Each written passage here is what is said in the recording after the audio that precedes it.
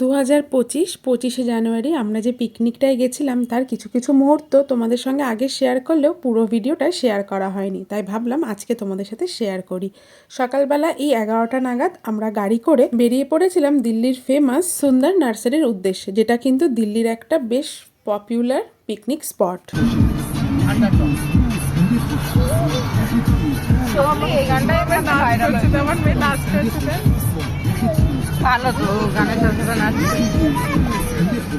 আর সত্যি তো বলো, পিকনিক যাওয়া হচ্ছে আর এই ট্রেন্ডিং গানটায় না নাচ করলে হয়? তাই মামা আমি আমাদের সবার হয়ে ওখানে নাচ করে নিচ্ছিল গাড়ির মধ্যে। 25শে ডিসেম্বর ছুটির দিন ছিল, তাই আমরা দিল্লির রাস্তায় অত ট্রাফিক পাইনি, বেশ তাড়াতাড়ি পৌঁছে গেছিলাম। আর এখন টিকিট কাউন্টারের সামনে এসে গেছি টিকিট কাটবো বলে। সম্ভবত এখানে 50 টাকা করে পার হেড টিকিট রয়েছে। আর মামামের কাণ্ডটা দেখো, ওকে মাথার মধ্যে ওই যে হেয়ার ব্যান্ড, ক্রিসমাসের হেয়ার ব্যান্ডটা পরিয়ে দিয়েছি। ভাবলাম সুন্দর করে ওর ছবি তুলবো, ভিডিও করবো, তার আর উপায় আছে? সে মাথা থেকে খুলেই ফেলেছে। টিকিট কেটে টিকিটটা পাঞ্চ করে আমরা ভেতরে ঢুকেছি। তবে প্রথমে একটু কনফিউশন হচ্ছিল, কেন এত বড় এরিয়া, কোন দিকে যে আমরা যাব সেটাই বুঝতে পারছিলাম না। সেসব দিয়ে রাস্তা আমরা খুঁজে পেয়েছি। আর এবার আমরা নার্সারিটার মধ্যেই ঢুকে গেছি। এখানে যে মেন অ্যাট্রাকশানটা সেটা হচ্ছে মাঝখানের এই যে ফাউন্টেন মতো এরিয়াটা আছে এইটা, আর ওই যে টোমটা দেখা যাচ্ছে ওই টোমটা, ভেতরে আবার আর একটা টোম রয়েছে। এই জলটা বেশ পরিষ্কার আছে, দেখছো? ও জল দেখে খেপে গেছে তোমার মেয়ে। তবে নার্সারিটার ভেতরে এসে একটা জিনিস বিশেষভাবে উল্লেখ্য, প্রচণ্ড ভিড়, মানে প্রচুর লোকজন আছে, কিন্তু বসার জায়গাও সাফিসিয়েন্ট রয়েছে। মানে তুমি ধরো পিকনিক করবে, যে সেই বসার জায়গাও সাফিসিয়েন্ট রয়েছে। প্লাস যেটা বলা সব থেকে বেশি জরুরি, ভীষণ ভীষণ পরিষ্কার, মানে একদম নিট অ্যান্ড ক্লিন। জলটা দেখেই বুঝতে পারছো যে কতটা ঝকঝকে রয়েছে জলটা।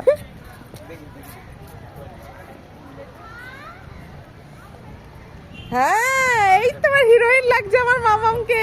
ওরে সর্বনাশ, হিরোইন হিরোইন।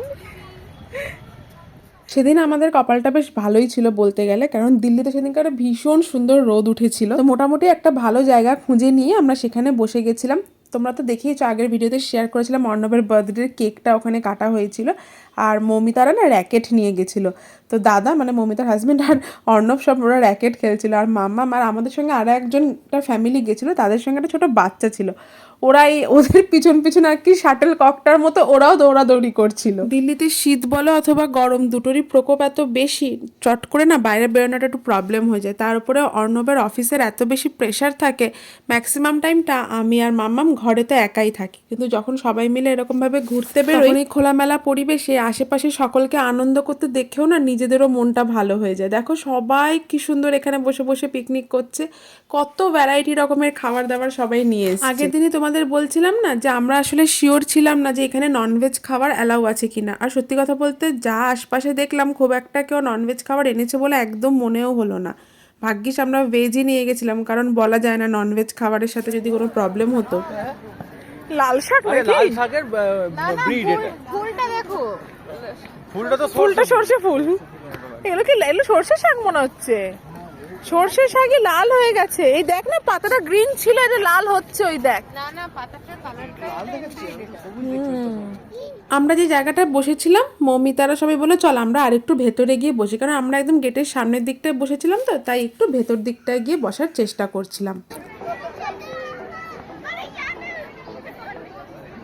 খাওয়ানো যাচ্ছে না নাকি? খাওয়ানো যাচ্ছে না, খাওয়ানো যাচ্ছে না। ভেতরে ঢুকে তো আমাদের একদম চক্ষু চড়ক গাছ, মারাত্মক ভিড়, প্রচুর লোক এসছে পিকনিক করতে। তবে বলবো না যে খুব একটা ক্রিসমাস ভাইবস আমি এখানে দেখতে পেয়েছি। তবে হ্যাঁ, যখন রাতের দিকে আমরা বাড়ি ফিরছিলাম এখান থেকে, তখন বরঞ্চ রাস্তায় একটু লোকজনকে দেখতে পেয়েছিলাম যারা ধরো ক্রিসমাস সেলিব্রেট করতে বেরিয়েছে। আর ভেতরে এসে দেখছি ভিউটা আরও সুন্দর। এই যে সুন্দর লেকগুলো দেখছো, প্লাস তার সঙ্গে আশেপাশে এত সুন্দর বড় বড় গাঁদা ফুলগুলো ফুটে রয়েছে। তবে এখন তো সবই শীতের শুরু, যখন এই জানুয়ারি মাসটা আসবে তখন এখানে চারিদিকে টিউলিপ আর গোলাপে পুরো ভরে যায়। দিল্লির এই জিনিসটা কিন্তু শীতকালে আমার ভীষণ ভালো লাগে। আর যে বলছিলাম না ভেতরের দিকেও একটা টোম্ব আছে, তো ওইটার সামনেই আমরা ম্যাট পেতে বসেছিলাম, মানে লাঞ্চটা সারবো বলে। আসলে সেই সকালবেলাতে একটু যা ব্রেকফাস্ট করেছিলাম, তারপরে না খিদেই পেয়ে গেছিলাম। তো মোটামুটি আমরা সবাই যা বানিয়ে নিয়ে গেছিলাম সেগুলিরই এখন ভাগ বাটোয়ারা চলছে। মাম্মামের জন্য আমি আলাদা করে ওর স্কুলের টিফিন বক্সটাতে না একটু কচুরি নিয়ে গেছিলাম। ও ওর স্কুলের টিফিন বক্সটা থেকে খেতে ভীষণ ভালোবাসে, তো সব জায়গায় আমি ওটা ওর আগের ভিডিওতেই তো বলেছি আমি ওই কচুরি, মিক্সড ভেজ আর হচ্ছে মালপোয়া বানিয়েছিলাম। আর আমার বন্ধু মৌমিতা ও বানিয়েছিল হচ্ছে মাশরুম পকোড়া, যেটা তোমাদের দেখাতে ভুলে গেছি, মানে ভিডিওই করতে পারিনি সেইটা, আর আলুর দম, আর সাথে বানিয়ে নিয়ে গেছিলো কেক। যে আমাদের সঙ্গে আর একজন যিনি ফ্যামিলি গেছিলো ওই দাদারা, ওরা বানিয়ে নিয়ে এসেছিলো লুচি, মানে ম্যাক্সিমাম লুচিটা ওরাই বানিয়ে এনেছিল। আর যা হয় আর কি পিকনিকে হই হট্টগোল গল্প গুজব সেরকমই আর কি হচ্ছিল খাবার দাবার মাঝে মাঝে। তার মধ্যে মাম্মামকে তো আটকে রাখা ভীষণ মুশকিল হয়ে যাচ্ছিল। আমরা এখানে খাচ্ছি আর দেখো ও কি করছে। না পালাস না, দেখো একটা জিনিস খেয়াল করবে, পিকনিকে খাওয়া দাওয়ার হয়ে যাওয়ার পরে যে হালকা মিঠে রোদটা থাকে, মানে যখন ধরো বিকেল বিকেল হওয়ার টাইমটা হয় এই 3টে সাড়ে 3টে নাগাদ, সেই টাইমটাতে কিন্তু রোদটাতে গা এলিয়ে বসে থাকতে কিন্তু ভীষণ ভালো লাগে। দিল্লিতে তো আমাদের ওখানকার কলকাতার মতো পিকনিকের ভাইবস অত ওইভাবে পাওয়া যায় না যে রান্না করে খাবো বা ওরকম কিছু, কিন্তু যতটুকুনি আর কি কুড়িয়ে কাছিয়ে নেওয়া যায় ততটুকুনি নেওয়ার চেষ্টা করেছি। কাছেই যে টোমটা ছিল সেই টোমটাতে আমি আর আমার বান্ধবী চড়েছিলাম, আর ওই টোমটায় চড়ে দেখছি মাম্মাম খালি পালিয়ে যাচ্ছে আর ওর বাবা ওকে বারে বারে ধরে ধরে আনছে। একদিন আগেই শেয়ার করেছিলাম যে মাম্মাম এই পিকনিকে গিয়ে কত মজা করেছে, সারা দিন শুধু দৌড়াদৌড়ি করেছে, আর শেষে দেখো বাড়ি ফেরার সময়তে সেই মেয়ে একদম ঘুমিয়ে কাদা হয়ে গেছে। ওর বাবা বললে একটু শুয়ে রেস্ট করে নি, কারণ বেচারা ওর বাবাকে ভীষণ বিরক্ত করেছে, বাবার কোমর ব্যথা হয়ে গেছে ওর পিছনে দৌড়ে দৌড়ে। যাই হোক, এখানে আমরা সবাই একটু জিরিয়ে নিচ্ছিলাম, কারণ এবার আস্তে আস্তে বাড়ি ফেরার পথ ধরতে হবে। আমার মেয়ে কিন্তু ঘুমিয়ে গেছে। দেখতে দেখতে সন্ধ্যা হয়ে আসছিল আর আমাদেরও বাড়ি ফেরার সময় হয়ে এসেছিল। ব্যাস গোটা একটা দিন আনন্দ মজায় দারুণভাবে কেটে গেল। চলো ভিডিওটা এখানেই শেষ করছি, দেখা হবে কাল নতুন ভিডিওতে।